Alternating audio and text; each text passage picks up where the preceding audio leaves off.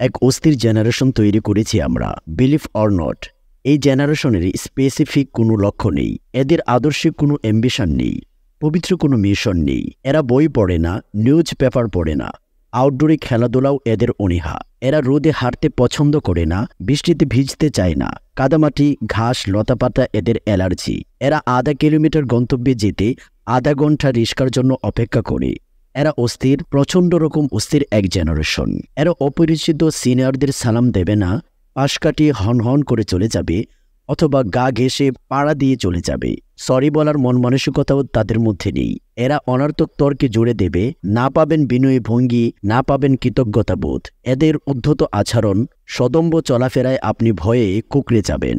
সংযত হওয়ার উপদেশ দিতে চাইলে বিপদে নাজেহাল হওয়ার সম্ভাবনা অধিক। বলছিলাম এই জেনারেশনের কথা, সবচেয়ে ভয়াবহ ফিতনার কথা। যে মজলিসে এই জেনারেশন দাঁড়িয়ে থাকার কথা, সে মজলিসে তারা নিজেদের জন্য চেয়ার খোঁজ করে। যেখানে চুপ থাকার কথা, সেখানে জ্ঞান দিতে চেষ্টা করে। সারা রাত ধরে অনলাইনে থাকে, সারা সকাল ঘুমায়। এরা সূর্যোদয় দেখে না, সূর্যাস্ত দেখে না। সূর্যোদয় বিছানায় থাকে, সূর্যাস্তে মোবাইলে থাকে। এরা ফাস্ট ফুডে আসক্ত। এরা আউটডোরে খেলা অপছন্দ করে। এরা ইনডোরে স্বস্তি পায়। নির্দিষ্ট করে বলতে গেলে মূলত অনলাইনের গেমে তারা আসক্ত। এরা ইতিহাস পড়ে না, ঐতিহ্য বুঝে না। এরা নজরুল চিনে না, রবীন্দ্রনাথ চিনে না, সাদি রুমি হাফিজ তো বহু অচেনা প্রসঙ্গ। এরা বই বুঝে না, বই পড়ে না, বই কিনে না। এরা হাঁটতে পারে না, দৌড়াতে পারে না, গাছে চড়তে পারে না, সাঁতার কাটতে পারে না।